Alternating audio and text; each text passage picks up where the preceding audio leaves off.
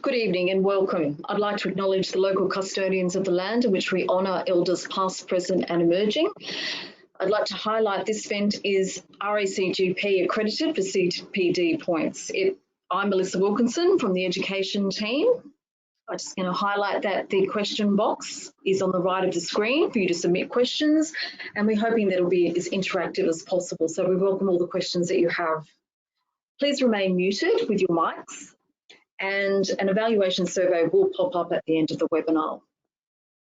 You can currently see our poll, which we strongly encourage you to participate in on your screen. I'm going to repeat this poll at the end of the session to compare the data that we've received. At the end of the poll, which I'll launch in a moment, we'll hand over to Dr. Oliver Weir, who has kindly volunteered to chair our webinar tonight, and we thank you for that. So let's now get into the poll. If you haven't already answered the first question, I'd like you to do so, and then I'll show you the responses in a moment.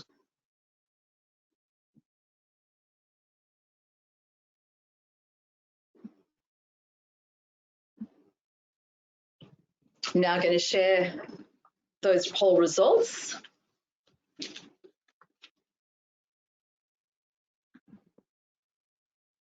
And we'll move on to the next poll.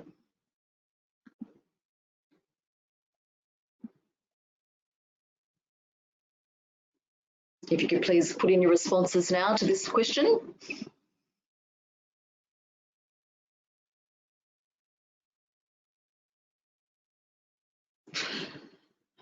Looks like there's a common answer for that one. We've got 100% on that one.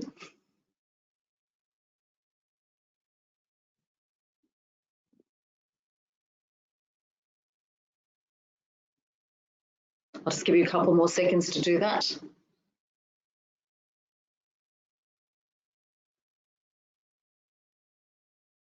Okay, we'll go to the results.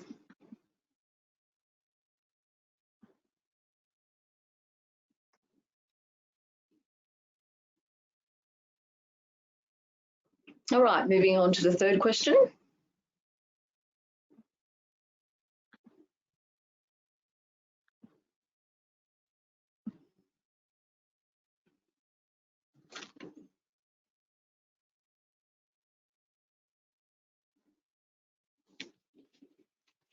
Just get you to collect the responses for that one.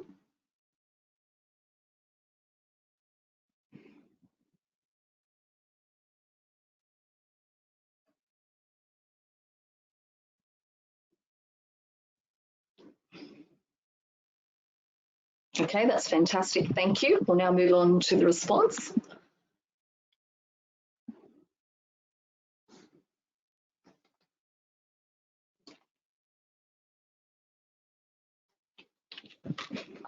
Okay, and to our final question.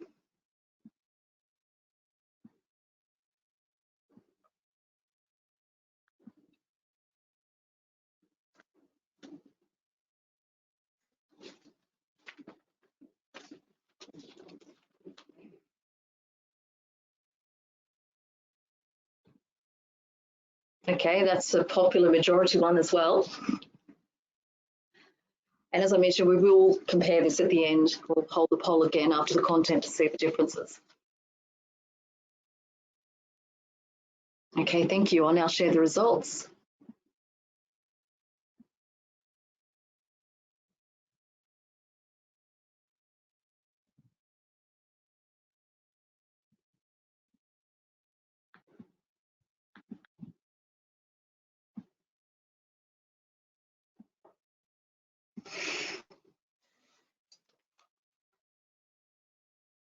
Okay, thank you all for contributing to the poll.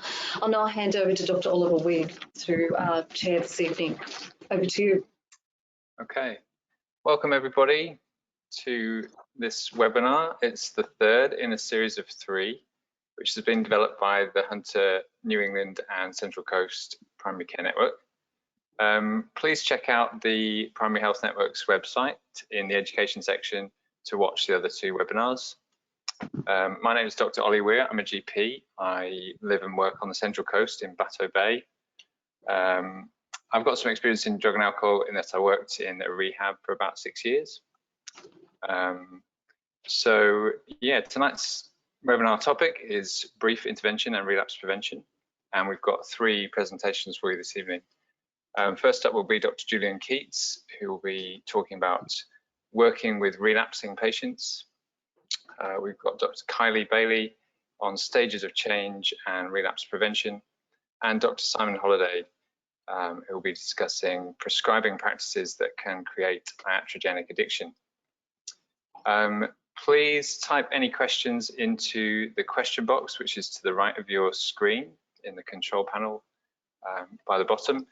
The questions will be answered at the end of the webinar, and any questions that we don't have time to answer will be answered later, and they'll be attached to the webinar when it's saved on the website. Yeah, it's okay not to know the answers to the poll questions, because we will go through that, I think, again at the end. Yeah, so I guess first up we've got Dr. Julian Keats. So Dr. Julian Keats is a specialist in addiction medicine, and he's a fellow of the Australasian chapter of addiction medicine, which is part of the Royal Australasian College of Physicians. He's worked in public drug and alcohol sector for over 10 years. He now provides private addiction medicine specialist services to community and outpatients at drug and alcohol health services in Muswellbrook, and residential rehab inpatients at Who's, or We Help Ourselves, in Hunter Valley Therapeutic Community. Dr. Keats also produced a podcast which is called Addiction in Simple Terms, that helps patients, families and healthcare workers to better understand some of the important important issues in addiction. And I can thoroughly recommend that podcast, so check it out. Okay, so Julian, I think it's over to you. Thank you very much, Oliver, and good evening, everyone. I have just 25 minutes for my presentation on relapse prevention, so I'm going to move right along. Please note, when I use the term drugs in tonight's presentation, I'm referring to all drugs of abuse and addiction, including illegal and illicit drugs, alcohol and tobacco, and prescription and pharmaceutical drugs. Okay, so just to quickly review and by way of introduction, there are a range of environmental risk factors, which you can see on the screen there, that interact with various individual factors to influence whether someone tries drugs in the first place and whether their use is continued or repeated after that initial use. The exact mix of factors is different for each person, and in many people, there's no easily identifiable predisposing factor. Many people try drugs for the first time out of simple curiosity or novelty seeking. But once a pattern of regular repeated drug use is established, then there are several dynamic processes that begin to emerge on the pathway to addiction. The first is the biological or disease model, in which drug use leads to biochemical changes in the brain's mesolimbic dopaminergic reward pathway and the prefrontal inhibition or behavioral control circuits. There's operant conditioning, in which positive and negative reinforcement lead to the development of conditioned responses and learned behaviors. And there are psychological processes where unhelpful cognitions, behaviors, and emotions that both contribute to and result from drug use eventually become maladaptive and serve to perpetuate drug use. In some, but not all people, this combination of predisposing factors with continued drug use leads to the development of what we commonly call addiction, or sometimes call dependence or severe substance use disorder. And the typical features of that are a strong internal drive to use drugs, commonly recognized as cravings, inability to control drug use, an increasing prioritization of drug use over other normally rewarding behaviors, and persistent use of drugs despite clear evidence of harm from that use. We may or may not also see the physiological changes of dependence, which are tolerance and withdrawal. But these are neither necessary to make a diagnosis of addiction or dependence, nor are they sufficient on their own to make a diagnosis. Now, when there's a preponderance of predisposing risk factors, when drug use is particularly heavy in terms of frequency and amounts, or when drug use has been established early in adolescence. These processes and the associated symptoms can become very deeply entrenched. And when drug use stops, they don't just immediately correct or reverse themselves. It takes time away from drug use for the biological changes to return to baseline and to extinguish the conditioned responses and learned behaviours. And it takes effort to restructure the maladaptive cognitions, behaviours and emotions and learn non-drug related ways of coping. That brings us to the stages of change model, which I suspect a lot of you have seen before and which Dr. Bailey will talk about later on in the evening. But that model incorporates relapse as one of the core targets for treatments aimed at affecting behaviour change.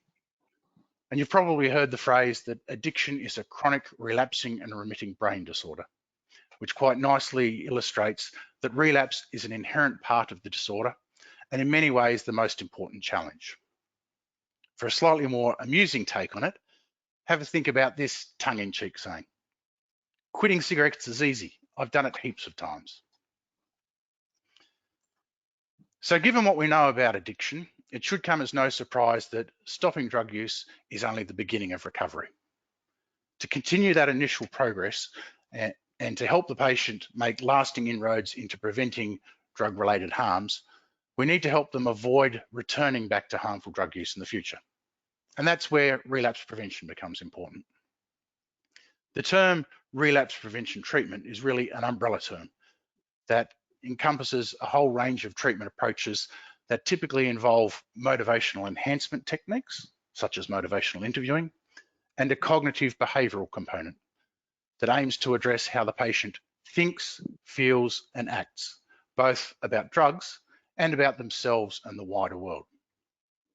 And the goal of relapse prevention treatment is to reduce the likelihood of relapse, but also to limit the severity of any relapse that occurs. And relapse prevention treatment is not just for people who have become addicted or dependent on drugs. The principles of relapse prevention are just as useful for someone who wants to reduce or stop their drug use, even if they're not addicted, maybe because they're experiencing drug-related harm, or maybe to interrupt a pattern of use before it becomes a full-blown addiction. Either way, relapse prevention can help. Now, a good relapse prevention plan, which you as the clinician will be helping the patient to develop, aims to build and maintain motivation for change, develop practical skills to enact that change, and put in place adequate support structures to sustain change in the long term. I'll come back and talk more about that in a moment. But first, an important foundation to grasp is the distinction between a lapse and a relapse. So a lapse is a return to ongoing problematic drug use that the person has been trying to change, moderate, or avoid. It may be frequent, heavy, or uncontrolled drug use, or it may be a pattern of drug use that's associated with harmful consequences. Not quite as severe as a relapse is what we call a lapse. And when we use the term lapse, that implies that it's a temporary slip back to using, maybe once or for one session or for a brief period of use. You can think of a lapse as a 2 steps forward, 1 step back kind of situation, rather than being right back where you started. Now, early on in relapse prevention treatment, one of the important goals is to try and help the patient prevent a small lapse turning into a full-blown relapse. And the way to do that is by catching any of the lapses early and using them as learning opportunities. By exploring with the patient what's going on around the person, this is the people, places, and activities associated with drug use, and what's going on inside the person, the thoughts and feelings associated with the lapse, you as the clinician can help them to identify where new skills, supports, or responses can help them to cope with similar future high-risk situations without resorting to drug use. Viewed in this way, the lapse is not a treatment failure, but rather a stepping stone along the way in the process of change towards lasting recovery. The idea of relapse is also useful because it's a gentler concept than a full-blown relapse or a treatment failure. One of the things that can derail a person's efforts at change is that when they've decided to stop using and then have a slip-up, the associated sense of failure can damage their morale. And there's a risk that they'll throw their hands up in the air, abort any efforts at change, and delve right back into problematic drug use. The fancy term for this is the abstinence violation effect. And you may hear patients say things like, oh, well, I've blown it now. That proves I can't change, and there's no point even trying. Reframing that experience as a 2 steps forward, 1 step back lapse can help to rescue the situation. And you as the clinician can respond supportively by saying something along the lines of, oh, well, you've come a long way already, and we know that lapses are common. So what can we learn from the experience to improve your chances next time and continue your progress? That brings us to the nuts and bolts of the relapse prevention plan. As I mentioned earlier, this involves motivation, practical skills, and supports. Now, if you've reached the point where you're discussing relapse prevention with your patient, they've probably already weighed up the pros and cons of their drug use and decided that something needs to change. But it can be really helpful if you listen carefully when they talk about the problems they're experiencing from their drug use and the reasons they're thinking about change. And I like to write these down on a piece of A4 piece of paper that I can give to the patient at the end of the consultation to take home and put on their fridge or mirror at home. This is their decisional balance. This is their own motivation for change expressed in their own words. So it's a very personalized and powerful tool that can be useful to come back to again and again when their motivation wavers, they begin to lose their way, or they doubt themselves. And then there are 2 useful phrases that I like to share with patients to try and help shift them from considering change to taking action. The first is, nothing changes if nothing changes, meaning that just wanting or hoping for change is not enough. You need to commit to changing how you respond, the things you do and don't do, if you're going to see results. And the second useful saying to reinforce that message is that change is in the doing, not in the hoping. Then we move to the practical skills. And I like to take that piece of A4 paper that I've written on and turn it over. And on the back side of it, I write down these 6 points for the patient. So the first is avoiding high-risk situations. This is the people, places, and activities that are associated with drug use. For some patients, this may mean cutting out some so-called friends from their life and deleting some phone numbers from their contact list, such as deleting their dealer's phone number. It may mean walking home by a different route or getting off the train or bus at a different stop, so they're not walking past a known drug dealing area or past a liquor outlet, pub, or bottle shop. It may mean not going out and eating at restaurants that serve alcohol, and it definitely means not catching up with friends at the pub. And for some people, limiting their own access to money can be helpful. So setting up some direct debits so that important bills are paid immediately on payday, or giving their credit card or key card to a spouse or parent so that cash can't be withdrawn willy-nilly. The next is managing triggers. So mistaken beliefs, unhelpful thought loops, and challenging emotions such as depression, anxiety, and anger can all increase the chances of relapse.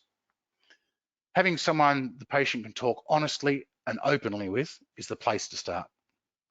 It may be a trusted and supportive relative or friend.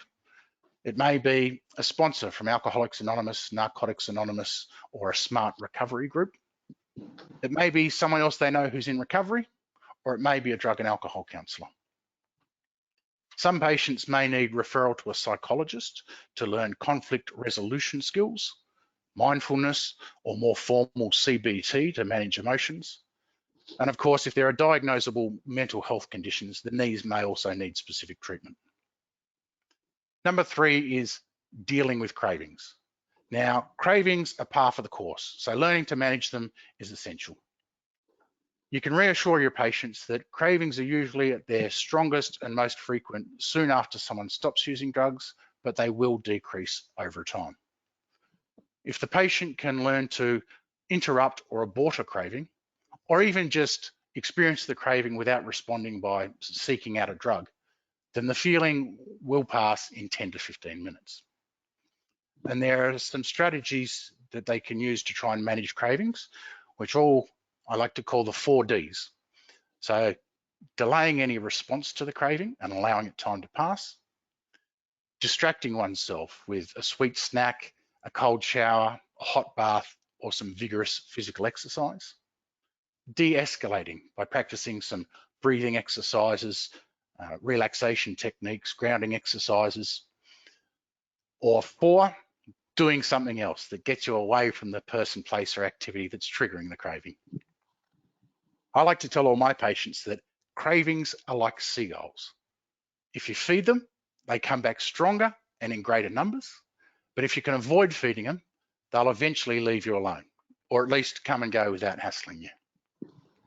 And apart from nicotine replacement, I never prescribe medications for the patient to have as needed when they have a craving. Some patients will ask for, and some doctors will provide, PRN benzodiazepines for the patient to take just when they have a craving. There's no good evidence that that will help reduce relapse. And in fact, if you think about the effects of benzodiazepines on impairing judgment and decreasing inhibition, that's exactly the opposite of what we want when you're trying to resist a craving. And in fact, it can increase the chances of relapse. The same goes for alcohol. Having a drink when you're craving drugs is a surefire way to impair your judgment and your self-control, and risks swapping one harmful behavior for another. 4th is drink and drug refusal skills. So even with the best laid plans, the patient's likely to encounter some situations where they're unexpectedly offered some drink or some drugs by a well-meaning or oblivious friend, or by someone with more sinister intentions to undermine their progress. Helping the patient to plan ahead and have a few replies ready to go, and to have practiced them out loud, can help them to sound more certain when they have to say no in real life. A few examples might include, I stopped doing that a while ago, I've quit and I'm now 2 weeks off the stuff, it made me violently ill the last few times, so no thanks, or I've turned over a new leaf. Or they may deflect the situation by saying, I have to drive later, or I'm being drug tested for a job interview next week. And if worst comes to worst, I tell my patients, you can just blame me. They can say, my doctor's told me I can't because there's something wrong with my liver. 5th is proactively managing stress. So when a person's under stress or tired, they're less able to resist cravings, and they're more likely to resort to old coping strategies.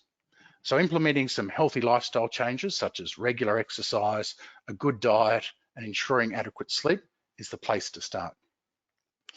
Getting organized and developing some problem-solving skills to deal with the things that can be fixed as they come up will help stop pressure and stress building up.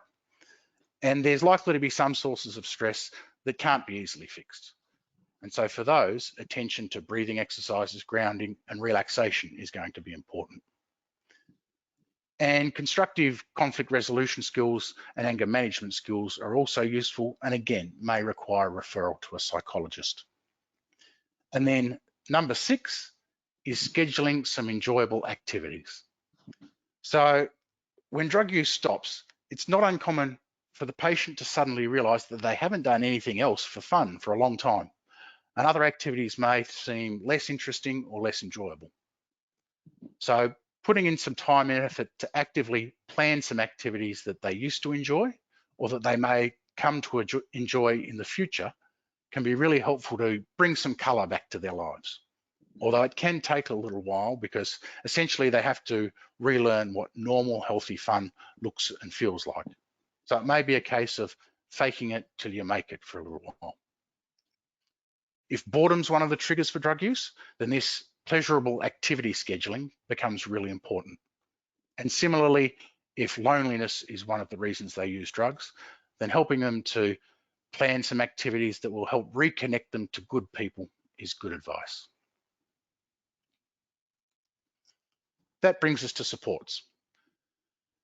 Having someone who can offer the patient a supportive but honest and balanced perspective from the outside, where they're not so caught up in the patient's emotional ups and downs, is invaluable. And as the clinician, you're the first step in this. So encouraging the patient to come back each week or each fortnight initially, and then maybe each month or two down the track, and allowing adequate time in each appointment is the approach I take. For some patients, those regular appointments with you and enlisting the support of a non-drug using partner, relative, or friend may be all that they need. But there will be other patients who require more intensive supports, drawing on a network of trained professionals and other specific support groups, such as drug and alcohol counsellors, Alcoholics Anonymous, Narcotics Anonymous, and smart recovery groups, all of which can be located with a simple Google search. Some patients may require the input of mental health services and psychologists. And many churches, charities, and community groups will also have relapse prevention support groups for people seeking recovery. And increasingly, there are online resources for relapse prevention training and support that may suit some people. The network of supports that the patient builds all depends really on what they want, what they can commit to, and what they will actually engage with. So you need to explore with the patient what they see fitting into their life. So in summary, lapses and relapses should be expected as part of the change process. And relapse prevention treatment aims to reduce both the frequency of relapse and the severity of any relapse that occurs. One of the core skills that you can develop as a clinician to help your patients is the ability to reframe any lapses as learning opportunities. A few take-home messages. The more empathy the patient feels in the therapeutic bond, the more active they are in developing their own personalised relapse prevention plan, and the more supports they have, the better their chances of achieving lasting, meaningful change. If you've found what I've had to say tonight interesting or useful, I do have a podcast you can listen to. It's called Addiction in Simple Terms. It's available on Apple Podcasts, Google Podcasts, and Spotify, and most other major platforms. So just type Addiction in Simple Terms into the search tab, and you should be able to find it. The language of the podcast is such that it will be useful for patients, families, and healthcare providers alike. Thank you for your attention, and back to you, Dr. Weir.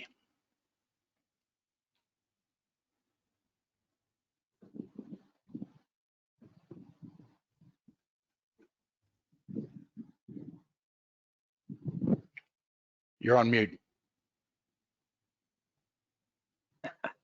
Sorry, thank you, Julian. That was really, really helpful. I think that was just fantastic insight into how you can develop like practical skills to help your patients in terms of preventing relapse. So I guess now introducing Kylie. This is Dr. Kylie Bailey, who's a senior clinical psychologist who's got over 20 years experience working in alcohol and other drug field, supervising and treating clients. Kylie is a service manager at Hunter Primary Care and a senior lecturer at the University of Newcastle. She's published articles on mental health and addiction, presented at conferences, and developed as well as delivered training programs on mental health and addiction. Kylie has written treatment manuals for alcohol and other drug use, and her most recent publication is an evidence check for the Sachs Institute on workforce recruitment and retention for alcohol and other drug services. Currently, Kylie is evaluating the pool party binge drinking health promotion strategy in the Hunter region, which she co-wrote with an addiction nurse. So Kylie, her talk on stages of change and relapse prevention. Thank you, Ollie. Thank you all for attending tonight, and I'll cover in my brief talk stages of change, motivational interviewing, and just touching on relapse prevention. So next slide is the stages of change slide, and next slide, please. Thank you.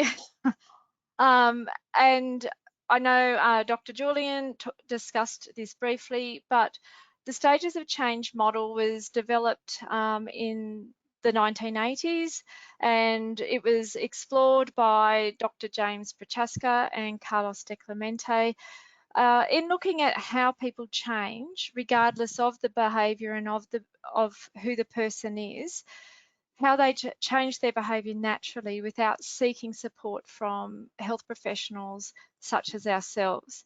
And what they found was that, again, regardless of the behaviour, we all go through this stage of change before we successfully maintain our behaviour. And so the stages include the pre-contemplation stage, then the contemplation stage, and then it progresses to, which is missing in this image, but the determination stage of change, which is also known as preparation and decision making. And then we have the action stage of change as the next step, and then there's the maintenance stage of change. And then along the way is lapse, which can lead to relapse if we don't manage that very well, and resulting in the person returning back to the pre-contemplation stage of change. It's really important to consider this stage of change when we're sitting with patients, because most of our patients are in the pre-contemplation and contemplation stage of change, whereas all of our approaches and our treatment approaches are based on people who are in the latter stages of change. So right from the get-go, when we're sitting with a patient, we want to treatment match the intervention to the patient's stage of change. On average, we go around this cycle 6 to 7 times before we successfully maintain our new behaviour.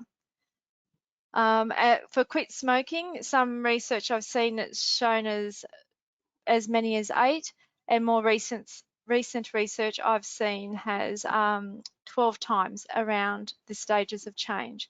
So besides listening to what stage the patient is at, why we need to know this is we need to remember that stage, that changing someone's behaviour, it takes practice, it takes skills, and as Julian has covered, it is a learning opportunity. Every time you lapse, it's a learning opportunity to identify what were your triggers and what interventions or strategies we need to add to build your skills. So the stages of change and relapse prevention are all about skills building, and it's not about willpower, it's about skill power. So next slide talks more about the pre-contemplation stage of change. So here it's when the person has no intentions of changing, they don't want to change, or they're not aware that there's some consequences to their behaviour that may be affecting their health or other aspects of life. So for them, what they're doing, if they're drinking or drugging, it's not causing any impacts, and if there is, then they're very minimal. And so here we start to want to use language like, instead of positives, what are the good things, but explore what are the less good things and not say positives or consequences. And we always start with the good things about that behaviour when we're talking to people in the earlier stages of change. So that's an important tip to remember. And for these people, we never assume just because someone's sitting in a come to see us in a treatment setting that they're ready to change their behaviour. So these people, the benefits, the good things definitely outweigh the less good things. And you'll pick these people when you're listening to them, because stages of change and motivational interviewing and brief interventions are all about listening to your patient and what they're saying to you. We're listening for words like yes, but, or if you're trying to persuade them to change, you'll get the response of resistance and pushback and countering your arguments for change with the benefits that they get from that behaviour. So for us as clinicians, what we want to do is to make sure that we're listening to our patient. We're not going to assume that they consider the behaviour as being a problem for them, and we're going to provide health information, and we're going to use the strategies from motivational interviewing that I will cover shortly, but with a focus on the open-ended questions and reflective listening and summaries. So next slide is the contemplation slide. And here the person has progressed and are more ready for change, but like the pre-contemplation stage, the people aren't quite ready, but they're more aware of the less good things about their behaviour or about their drinking or drugging. So it's a great opportunity for us to recognise when a person's in this stage of change, we acknowledge the good things, but we'll focus on spending more time talking about the less good things and how that impacts them. So here you will see that these people are ambivalent, which means that they're in two minds. And you'll pick this up when you're listening to your patient, because you'll feel them yo-yoing or swinging between the things that are good about what they're doing, but swinging back to the less good things. So it's a very seesaw yo-yo. So we need to pay attention for that. And the same strategies we work with the pre-contemplator with, we use the same for the contemplation stage. So then moving along to the next stage, preparation. Some literature says decision making, or calling it determination stage. Here the person is pretty much decided that they want to make a change, and they're starting to put a plan together. So this is an opportunity for us to talk about change and what a change plan may look like. Using motivational interviewing skills and relapse prevention skills, what we're wanting to do is not prescribe a treatment plan for a patient, but sit with them and work through what their goals are and how they're going to achieve that. So again, we're doing lots of listening, and we're paying attention to what the patient is saying to us, because as that old adage in medicine says, you know, if you listen to your patients long enough, they'll tell you the problem, and if you listen to them even longer, they'll tell you the answer. So in these early stages of change, that's really prominent. And again, we'll use the motivational interviewing strategies that I'll cover shortly. And the only other point that I would like to make about this stage of change is self-efficacy. So self-efficacy is the belief in your own ability to set goals and achieve them. So we need to listen to see, is this person confident about setting this goal and achieving it, or do they have doubts? And if they have doubts, what we want to do is build their self-efficacy and how they could maneuver around those barriers and plan for that. And so then the next stage is the action stage. And here the person has put their plan into action. And what our goals are to help the person learn coping skills. Julian covered a lot of them in his relapse prevention slides, but we need to remember reinforcing this is about skill power. It's not about willpower, and a lot of people have that misconception that they haven't got the willpower to succeed, or they didn't have the willpower to get through a high-risk situation that triggered their return to drinking or drug use. So here we need to remind them that a lapse is a learning experience. What would we do differently? And we're focusing on learning other skills that will help them manage that situation next time. And we also start reinforcing and working on a relapse prevention plan. So then the final stage is the maintenance stage of change. And here the literature sometimes says 3 months, other literature says 6 months that the person has engaged in their new behaviour for. As a psychologist, I say it's more 6 months before someone enters the maintenance stage of change. So our role here is to, you know, keep encouraging their achievements, to keep revising and checking in on their relapse prevention plan, and identify any situations or new triggers that have come up and how they can be worked with. So this fits in with motivational interviewing. So the next slide. So before I review the motivational interviewing slide, I just want to highlight that pre-2012, there was a different version of motivational interviewing that largely incorporated the stages of change. The newer version doesn't so much incorporate the stage of change, but they focus on listening to the patient's language. And so motivational interviewing, particularly the older style, has a strong evidence base and is used as the framework for all brief interventions. So I'm just going to cover the 4 principles of the new version of motivational interviewing. However, a lot of the skills, and the key one that I'm going to cover with you, is current in both the previous and the current version of motivational interviewing.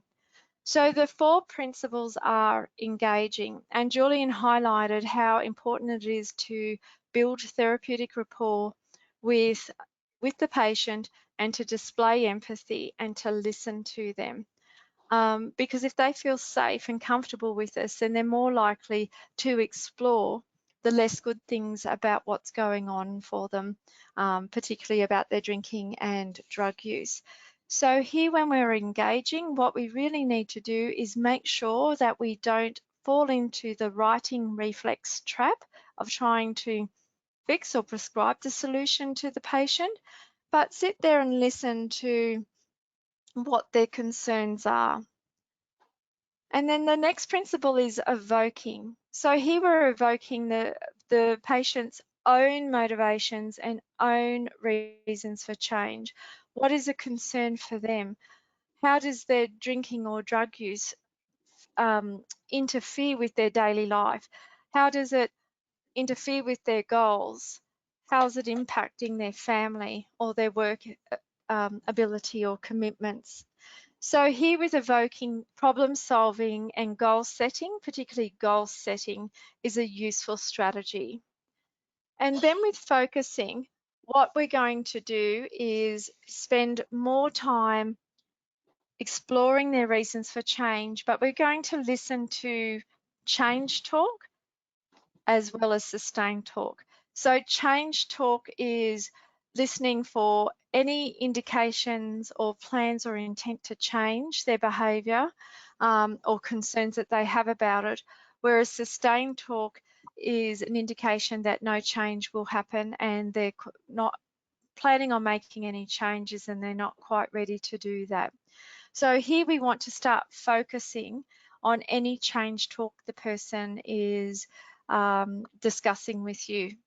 So again, we're still listening to our patient. And then the final principle is where we're consolidating the person's plans for change. So it's very similar to the preparation stage of change.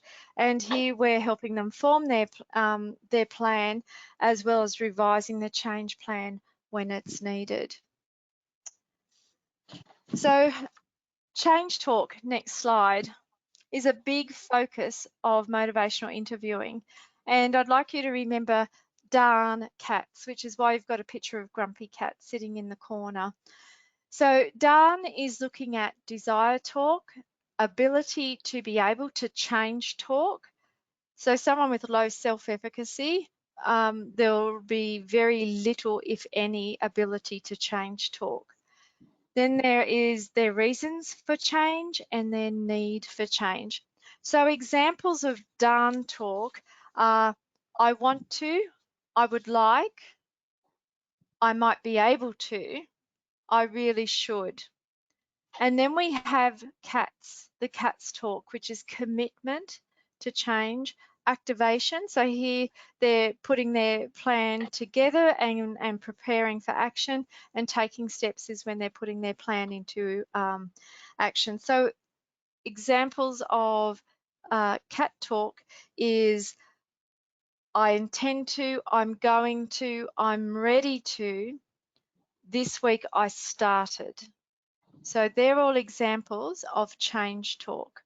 So when we hear sustained talk, it's there's no change that's going to happen, and a good indication that they're at the pre-contemplation and contemplation stage of change. So what I've done, just to try and reinforce this concept, is I've got a short video that that'll be played now on Down Talk, just to consolidate that learning. So it should play. Nope, you got me full screen.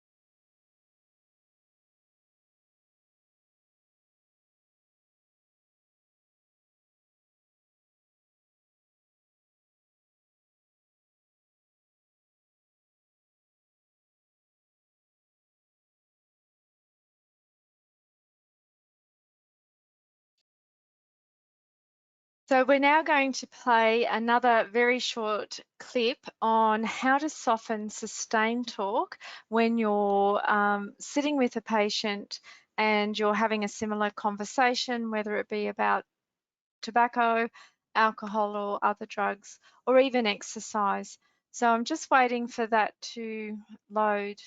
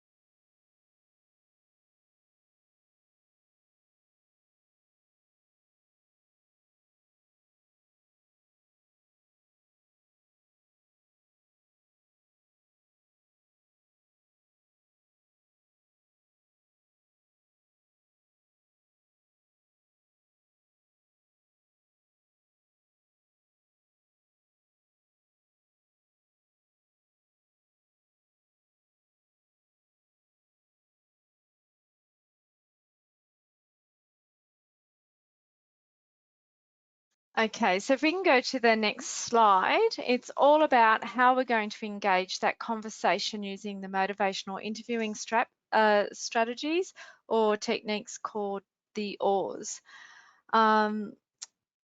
So OARs are open-ended questions, which are questions that are not closed, and we ask open-ended questions because we would like to get as much information from the patient as we can about the behaviour or what's going on for them. And open-ended questions are a great way to do that. So examples of asking open-ended questions include, how would you like things to be different? What are the good things about that behaviour? And then listen to what they have to say. What are the less good things about that behaviour? So we always start off with good things and we finish off with less good things, because we want them to sit a little bit longer with not feeling, with sitting with the consequence of their behaviour and the things that they don't like about it. When would you most likely make a change? What have you tried before? What would you do differently? What's the next step? Tell me more about it.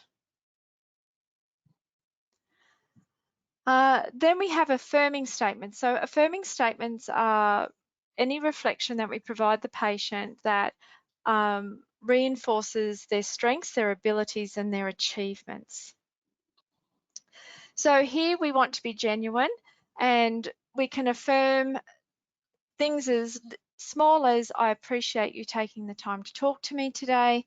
You managed that situation really well. That's a great idea. That's a great plan. You've put a lot of thought into that plan. Affirming statements are really good to help bolster someone's self-efficacy. And then we have reflections, where we're repeating the information back to the patient, but we're not parroting it back. We're adding more meaning. It demonstrates that when we reflect to the patient that we're listening to them, it gives them the opportunity to correct us if we've misheard any information, but it also gives them the opportunity to elaborate or give us more information. So ways to start off reflections are, so you feel, it sounds like you're wondering if now is the right time to make a change. And we need to reflect more. Most people ask lots and lots of questions. You need to reflect. So please try and make sure that you're reflecting in your consultations. And the last skill is summaries. And we use summaries at the end of when a patient has given us a lot of information. And we want to make sure that we've heard it correctly. We do summaries at the end of health advice or psychoeducation, but also at the end of the consultation, so the patient is very clear on what the next steps are. And summaries are like reflections, but they're just longer. So next slide, because I'm running out of time. So I just wanted to acknowledge the FRAMES model as a brief intervention structure. Has strong evidence base. Simon spoke briefly about it in webinar 1. So my recommendation is, when you do a brief intervention, you start off with opening structure, you greet the patient by their name. A lot of professionals forget to do that. If you haven't met the patient before, make sure you introduce yourself. For me, I discuss the limitations of confidentiality, and if it's an initial assessment, I'll talk about the structure of that particular appointment.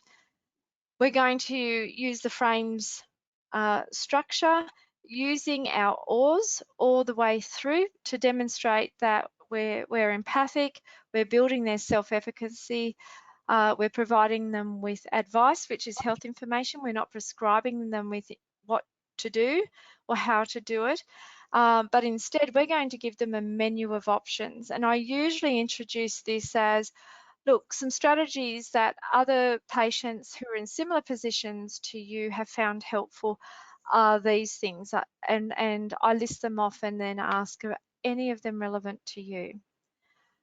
And then we're going to provide information when appropriate. And we're going to close the interview with a summary. And with all summaries, we can start off with what I've heard or what we've discussed today, and then the summary. Have I missed anything? Have I heard that correctly? And always thank patients for their time. So moving to my final slide is, have I got time for the final slide, Ollie?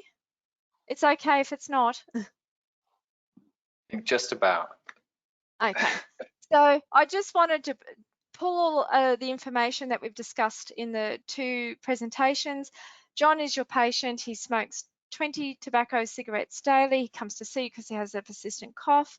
After your assessment, you discuss symptom management of his cough, but also provide him some health advice about tobacco smoking and impact on his respiratory health. You raise the issue by asking him if he would consider quitting, but he says no, he's tried many times in the past and that he can't quit. So the treatment considerations based on what we've talked about is we need to think about what stage of change John is at. So it's quite clear he's at the pre-contemplation stage. We need to think about his self-efficacy. Is it high, is it moderate or low? And it's low. So we need to think about how we're going to help bolster that. And we need to also consider the abstinence violation effect, because if John lapses, he's going to immediately think, and he's given you that information with, he can't quit, he's tried, is that I've blown it, I'm a failure, I will never succeed at this. And we're never going to change our behaviour if we feel that we're a failure at it and we're not going to achieve it. So thank you very much. And that's my presentation. I'll hand over back to Ollie. Thank you. Fantastic. Thank you, Kylie. That was a really excellent summary of motivational interviewing. And it's a skill I'm sure as clinicians we'd all like to really improve in. So next up we've got Simon Holliday, Dr. Simon Holliday. Simon's been a rural general practitioner in New South Wales for 3 decades for the drug and alcohol. He's worked for over 2 decades for the Drug and Alcohol Clinical Services of Hunter, New England Local Health District at the Manning Hospital, initially as a visiting medical officer and then as staff specialist. He's an immediate past chair of the Royal Australian College of General Practitioners Specific Interest Network of Pain Management and is a conjoint lecturer for the School of Medicine and Public Health, University of Newcastle.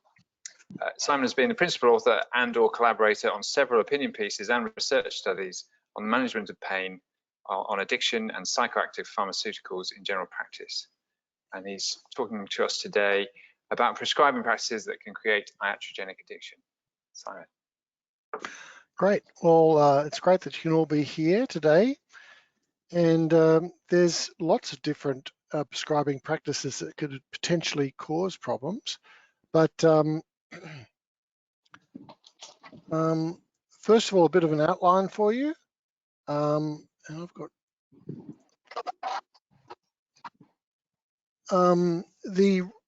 first of all, we're going to talk about the risks of pushing quick fixes, and also then we're going to talk about how to present positive approaches into time-poor general practice while we withdraw addictive pharmacotherapy. Now, let's see, can you see me here? Anyway,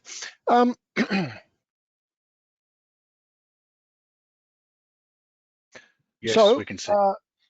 The health industry, pharmacotherapies have always been part of healing and from time immemorial.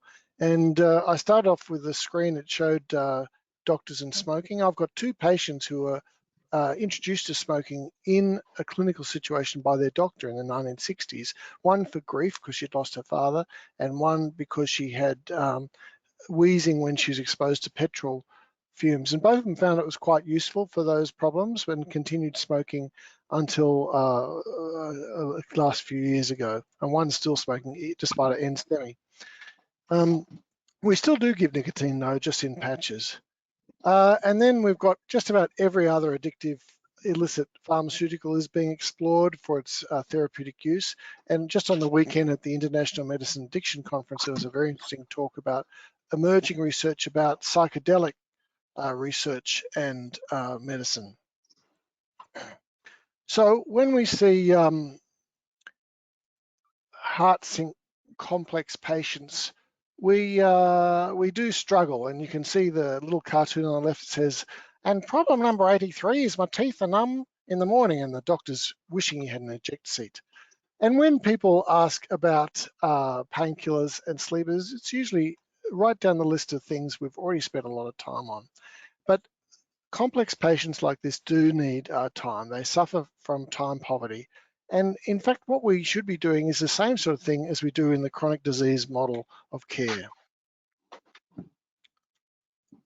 Okay, so we need to look at the time and money pressures. We want them to work for us and not against us. So we should need to swap them around. Ways we can do that is by not giving scripts without having a consultation, either face-to-face or in COVID time, telehealth. And also make sure we systematically use the MBS items that support us giving excellent care. We need to plan ahead and make sure we've got practice policies that support us giving continuity of care and excellent care. Especially for patients on addictive pharmacotherapies. And one way you might do it is put a sign up in your waiting room, such as this. And that gives you authority to say, look, we don't provide your script for fentanyl, OxyContin, Valium, and alprazolam on your first consult, even if you are visiting our area. So we've got to remember that we've got to deliver quality chronic pain care and also quality addiction care, and they're not necessarily the same, although there's often a big overlap. And we would like to see that we're fighting a moral battle, and that we're trying to differentiate genuine pain patients and genuine drug addicts. But it doesn't actually work quite well, and we get hung up on this moral dilemma. And in fact, it has been suggested that the misattribution of the opiate crisis to non-medical abuse or misuse rather than to addiction has stymied efforts to address this crisis. So we love to fix problems. And when patients come to us, they come to us because they want their problems fixed. But when we hand out quick fixes, like opiates or benzodiazepines, they actually fail to resolve the disability of the underlying problem, and they create other problems.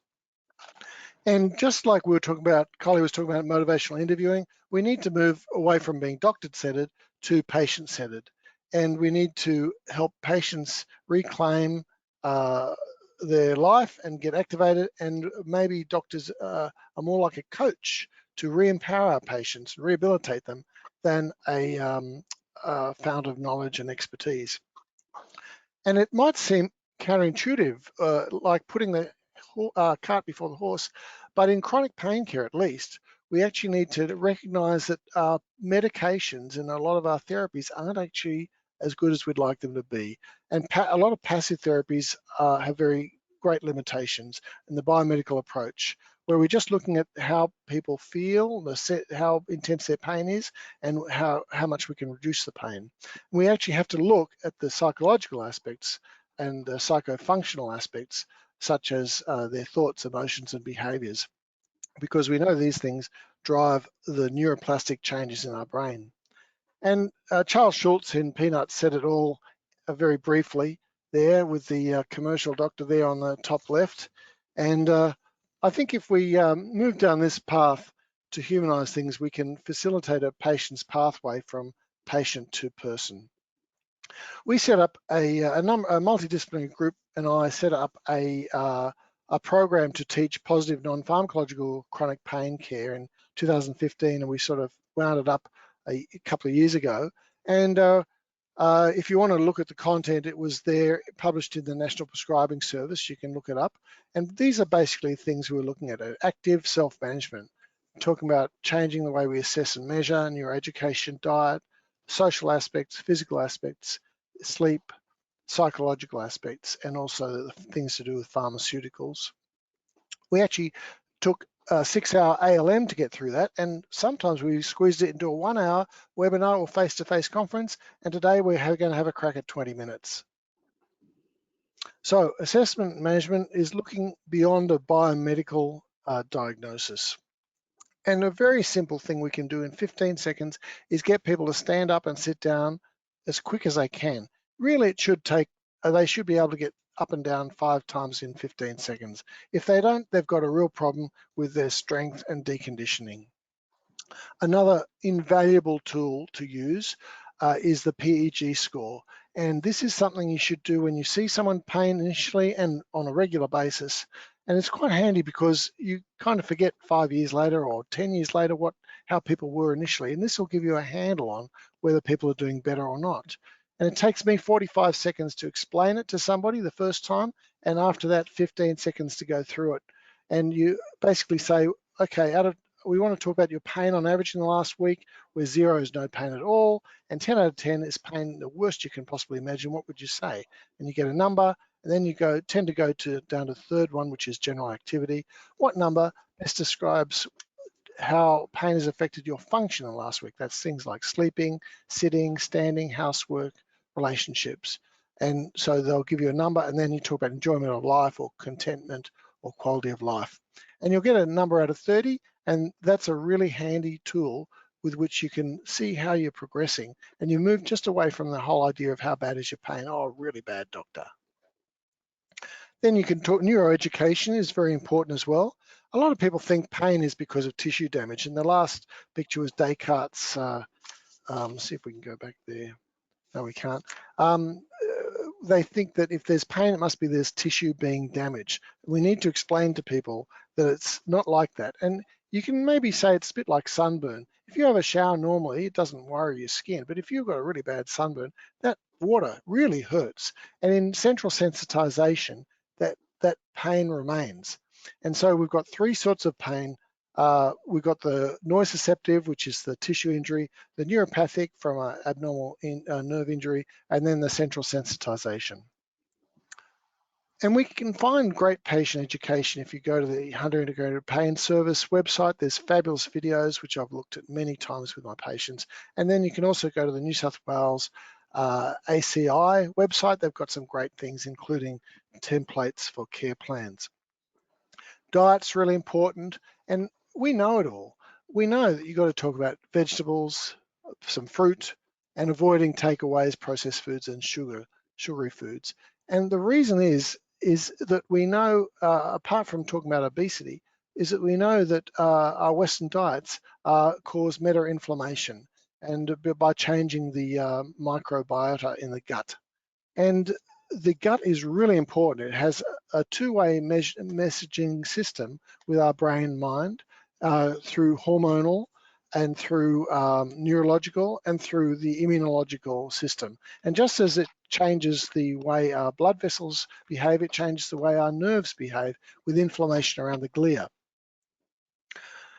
Then social aspects. Social aspects are really important when you're talking to people about pain. You're getting away from medications and getting them back involved with their personal relationships, in their family, and at their workplace is critical. And if we look at the neurobiology of pain, we often think about the endogenous opiate system.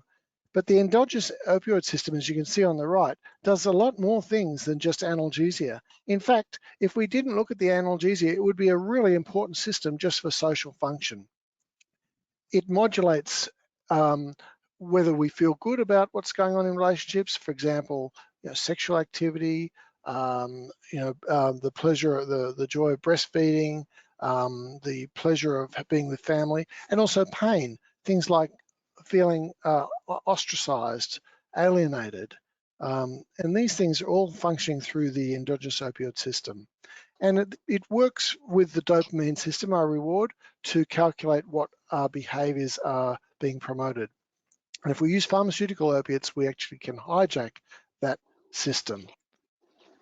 So a lot of theorists have talked about what pain is, and we actually think, a lot of people think that now pain is more than just tissue damage. It's actually a multi-sensory system of danger detection to both the individual and to the individual's tribe. And if you look at the 2 divers who went down and saved those Thai boys in the soccer team in those caves, and you look at the firefighters during the bushfires in 2019 and 20, you can see how that the pain that these people went through for their community was really important. And and there's been a great understanding in philosophy and religion through the years of saying that love can be sacrificial, and I think we all probably can see that in our personal lives. Looking at physical activity, we've got to look at planning goals, and Julian talked about goals setting already, but you need to try and work out some goals, unpack their vague, wild goals into something that's achievable, concrete, and measurable. Then you work out why they want, what the problems that they see in reaching their goals, and then you work out how you're going to deal with that so that they can get towards their goals. And then you go over that when you see them from time to time. And activity pacing is another critical concept that you need to understand when you're talking about people with chronic pain. And you've got two graphs here. One is a pain dependent in pacing, which you can see in red, where on people's good days, they overdo it. On their bad days, they lie in bed and do nothing. And then they overdo it. They do boom or bust. And the other one is pacing. They start below their capacity and they go, whether they've got pain or not, increase at a regular level. And so they avoid under and over activity, and avoiding the boom bust cycle often makes people say, I had mowed the lawn, so I had to use endone all day. Activity pacing, so we've talked about that. And these are sort of things you might talk about when you're looking at activity pacing with your patients. How long they're exercising for, how long they're resting for, how far they're walking, what their step count is, and the importance of switching tasks if they're finding they're getting a problem after standing or sitting for a period of time. They might change their position or change their exercise. There's a lot of psychology in issues about physical activity, and it's really important to help people redirect thoughts. And I think Kylie talked about these sort of things. So what can I do despite the pain is better than how do I get rid of the pain? And if people say that they've got pain, they need to accept that this is normal. I'm sore, but I'm safe. No pain, no gain. And you have to recognize they might have fear about movement. They might have fear of activity. And if you are choosing a physio or an exercise physiologist to assist you with your patients, you might choose one who's had an interest in CBT. Right, we're through to sleep, and this is a really important area. About a third of the population have sleep problems. And sleep tablets are not the quick fix, but not the great answer. There was a very interesting study in a nursing home in Belgium where they looked at people who were bad sleepers, and they followed them for a year, and half of them were using benzodiazepines and half were not. And the benzodiazepine users had worse sleep initially, and over the 1 year, their sleep relatively got worse compared to the non-users. We also need to, as well as being ineffective, we need to explain how they're unsafe, causing impaired function, learning, cognition, falls, Alzheimer's, urinary incontinence, cancer. There's all sorts of associations. But with opiates, a very important one is that they quadruple the opiate overdose risks. First line therapy now for sleep is cognitive behavioral therapy for insomnia, or CBTI. And some specialists say this takes a subspecialist to do it with 9 one-hour sessions. But in general practice, we can do anything, and we can do it in a 15-minute consult. So I'd like to help you learn how to do that. So there's 4 aspects in CBTI, and relaxation therapy, we'll be coming into that a little bit later on, but you've probably got your own way of doing that. Psychoeducation, sleep hygiene, these are things everybody knows about that don't actually work so well. But stimulus control is looking at things like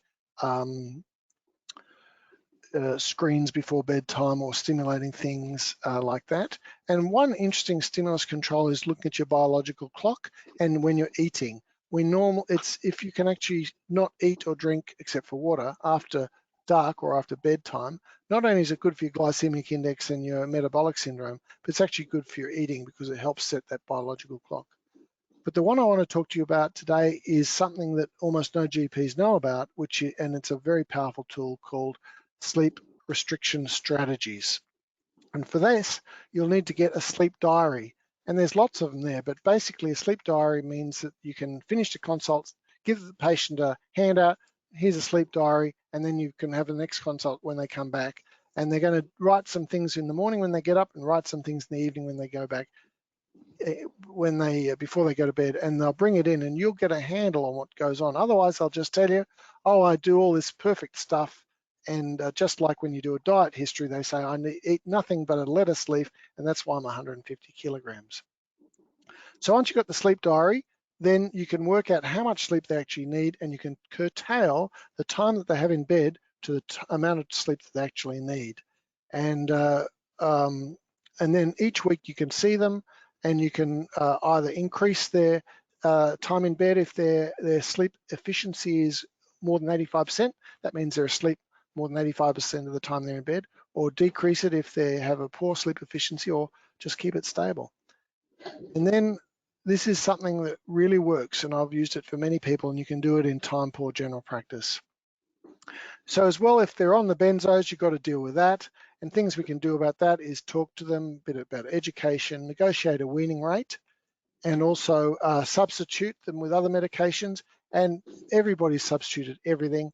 Probably one of them you could use is melatonin, but there's very few medications that haven't been used. Diazepam's a good one. You can rotate to diazepam equivalents. That's a pretty rough guide, but because it's a longer acting medication, you'll find it easier to reduce it in a managed fashion. And then Cbti, which we've talked about, or some apps, and there's heaps of them for doctors who are younger than me to explain to somebody. Remember, if somebody's on a high dose of benzodiazepine, especially if they're complex health problems, abrupt cessation is quite dangerous and potentially can cause a seizure.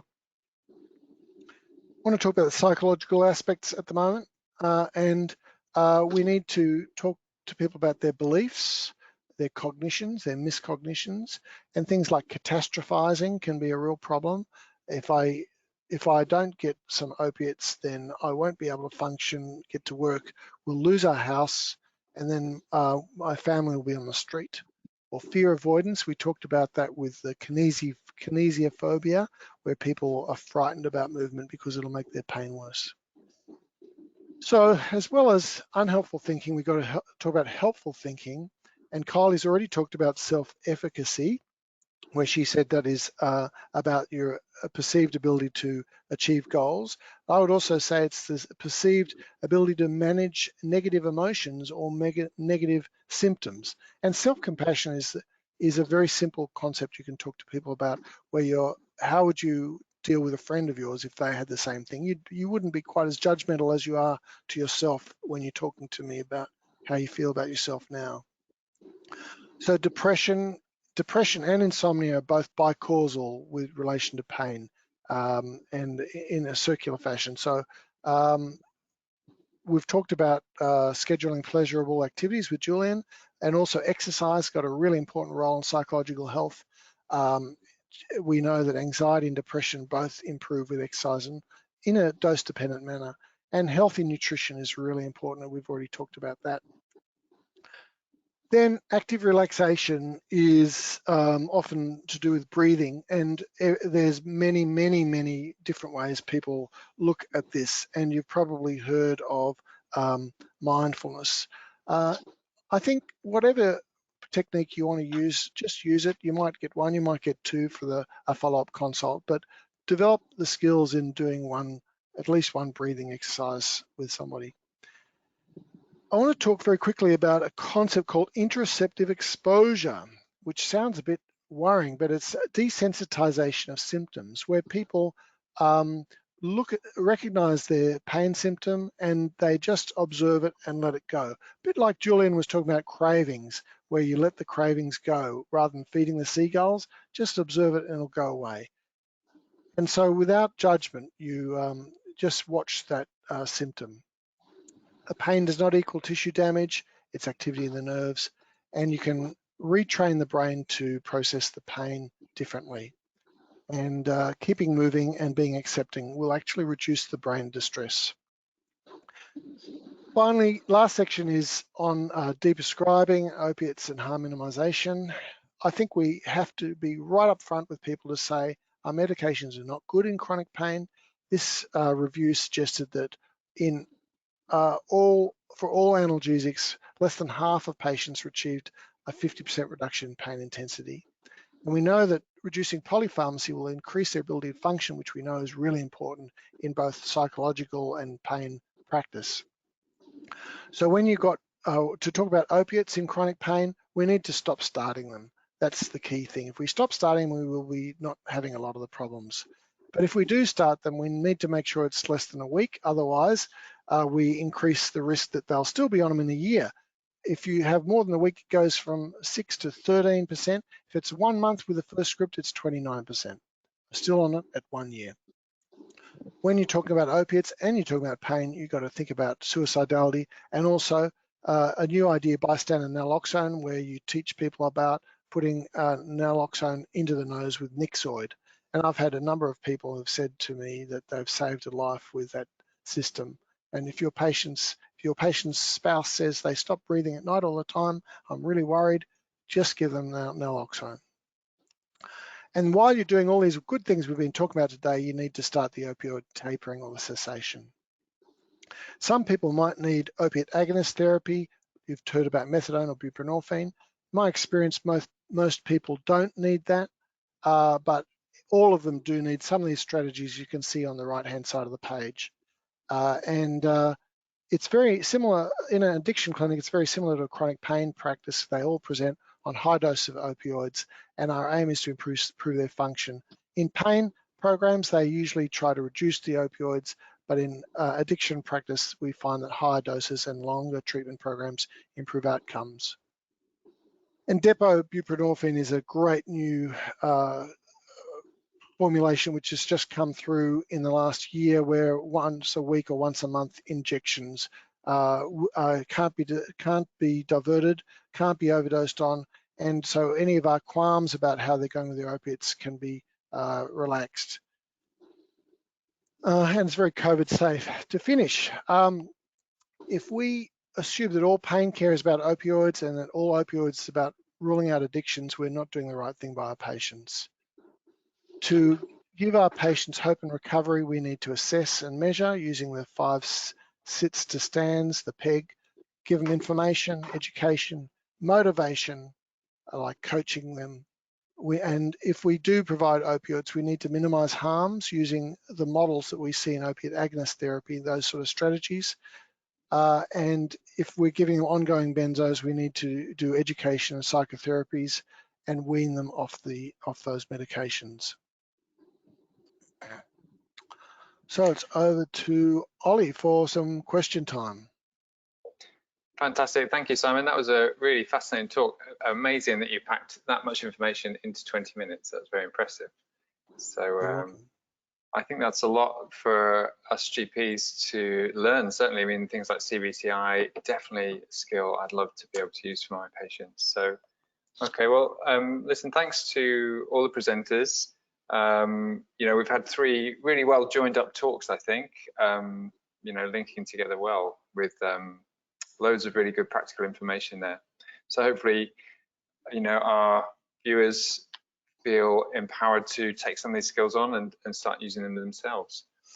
So all our panelists, could you turn on your videos and microphones, please? Hopefully we'll be able to, we've got a few questions here. So one of them I've tried to answer already, and I will come back to that. There's another one about the list of online support and training. Well, that's something perhaps we'll come back to at the end.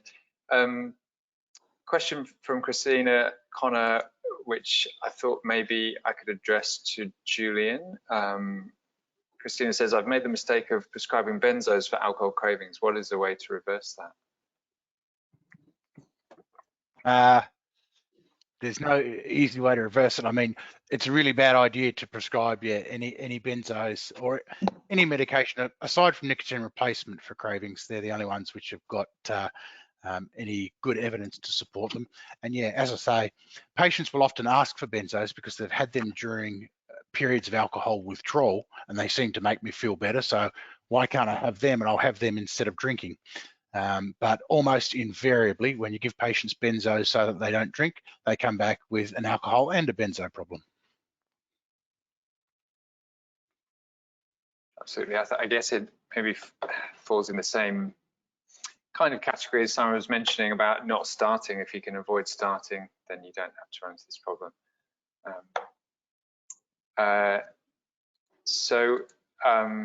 Another question from Christina. Is medicinal cannabis likely to cause addiction? It's for pain purposes. This is a really interesting question. Does anyone know from our panel, perhaps Simon, you'd have some information on that one? I do have some information about the evidence for cannabis, and in the slide that I raced through at the start, there's something like 150 different indications for medicinal cannabis, claimed indications. And the one about chronic pain is the big one. And I think we're going down the same road as what we were with opioids 20 odd years ago, where we know that because it reduces the symptoms, therefore must work. But as I was saying, just symptom reduction, pain intensity reduction is not necessarily the main aim of pain management. The evidence about cannabinoids in chronic pain is not good.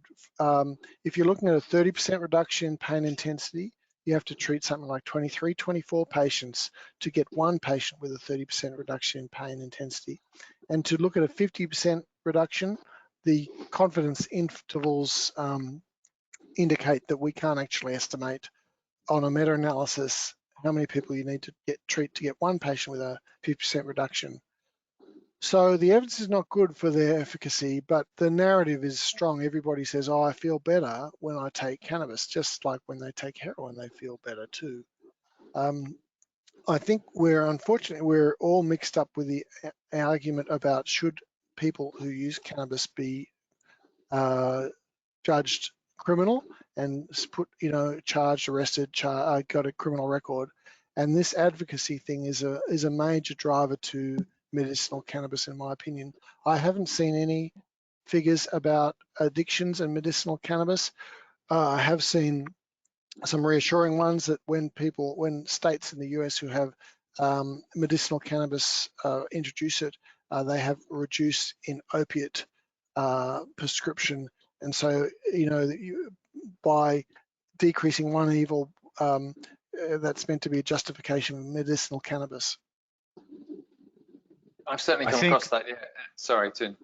Yeah, I've come across people sort of switching from opiates to cannabis, and really, do we know if that is a benefit to the patient? I'm sure we don't in the long term. And I think the reason the patient's taking the substance doesn't change the fact that it's still an addictive substance. So we've certainly seen that with opioids. We've started a whole lot of patients on opioids for pain, but they still go on to develop addiction. So the reason you take something doesn't change the biochemical effects on the reward pathway, and will still place people at risk of addiction. The tricky thing with medicinal cannabis is we're talking about hundreds of different chemicals and multiple different combinations. So it depends which particular exact chemical we're talking about or what combination as to what effect it's going to have overall. And I think that, as Simon alludes to, the evidence is just not there for these for medicinal cannabis in the way that it would be in terms of safety and efficacy studies for any other medication that we would want to prescribe. I think what we could also do is, along with the slides, is have some information on medicinal cannabis. So when I talk to patients about medicinal cannabis, it can range from it being prescribed to them buying CBD oil online, or just smoking pot. So it just varies when people are talking about medicinal cannabis, to just check in and see what they're using. So there's a big variation there, but I'll get some information to put up on medicinal cannabis. And if Simon and Julian, you have any useful fact sheets, that would be great. No, people often ask me about medicinal cannabis, and I tell them that I'm in the business of treating addiction problems, not prescribing it for pain or other indications. I my patients who want to ask about medicinal cannabis for pain, I tell them they're probably best to speak to a pain specialist, but because I get a distorted view, I see mostly patients who have had troubles with those sorts of things. So of course I'm going to have a different opinion to what a pain specialist might. I had a presentation, a pain specialist interjected, we were talking about medicinal cannabis. He said, my stockbroker reckons it's a fabulous thing and I've bought all these cannabis stocks. and without a doubt, medicinal cannabis is fantastic as an investment, and people are going to make squillions of dollars on it, just as Purdue did with OxyContin.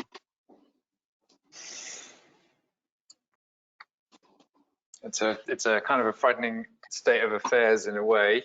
I can see another question there, THC to CBT cannabis. Look, I think rather than going on too much about medicinal cannabis, just coming back to, if we've got time, have we got time maybe for another couple? Kylie, just coming back to motivational interviewing, do you have any good resources that you know about furthering skills in motivational interviewing? I think it's just such a great skill for GPs to have, you know, something we can use every day. I would highly recommend everyone learn motivational interviewing. The evidence is there for GPs to use it, for it to be used in accident and emergency settings. It can be as short as a 5-minute conversation. The training is scarce, but I'll follow up on some resources that you can look at, you know, to either enroll in courses or to learn some tips and tricks. But I'll add that and I'll send that on to the PHN to put in the library for you to access. Fantastic. Okay. All right. Well, I think we've probably covered most of our listener or audience questions.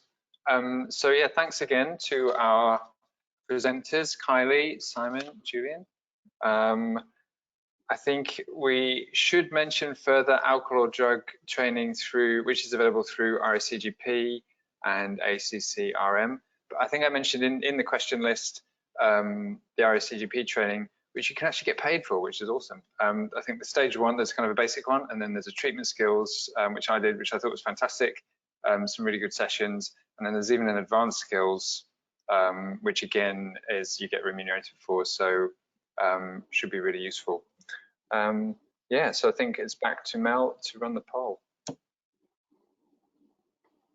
Thank you. I'm just relaunching that poll, revisiting it. So if you could please answer the questions that are on your screen right now, just collecting those responses to see the difference from the initial one.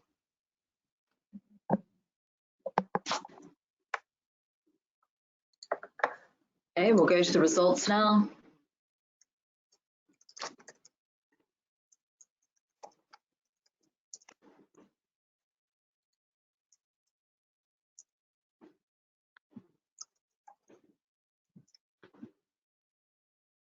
We'll go to the next question.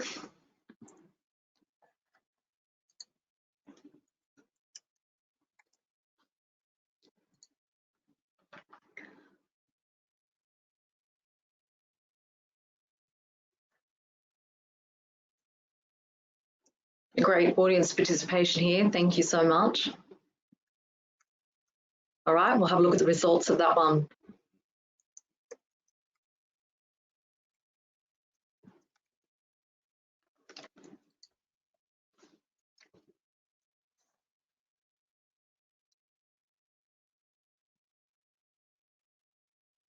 Okay, we'll go to the next question.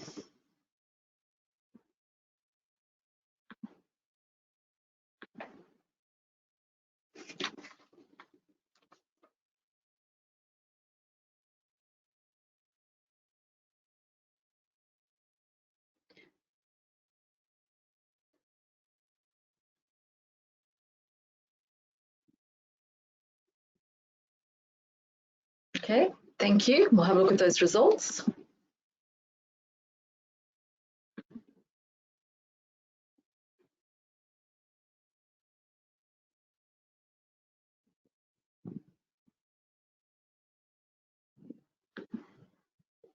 Okay, and back to the final question.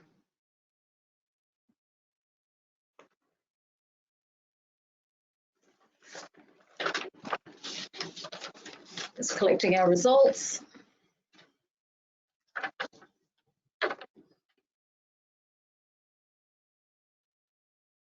So that one's pretty unanimous. Thank you everyone participating.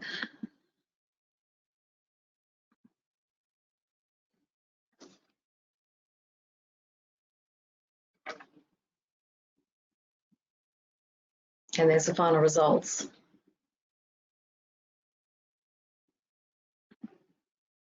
Okay, so I just want to thank our presenters, thank all the attendees for your engagement.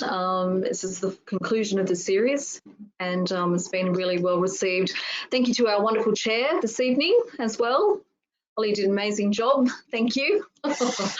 And just a reminder that there will be a survey poll at the end and conclusion of this webinar. We really value your input for our evaluations, so please complete that. Our presentations and a recording of this webinar will be available in our education library as well. So thank you everybody. And that's it, that's a wrap. Thanks everyone, have a great night. Thanks, Mel. Bye. Bye, everybody. Okay. Thanks, everybody. Thanks, Ollie. Sorry, I didn't realise the camera wasn't on. Oh, mate, I didn't even click onto it either, but it was a good talk. And also your podcast is really good. I was checking it out before. So yeah, it's really, yeah, excellent podcast. I've been listening to it when I cycle to work. So yeah. Excellent. All right. Thanks very much, mate. See you later. Yeah, no worries. See you.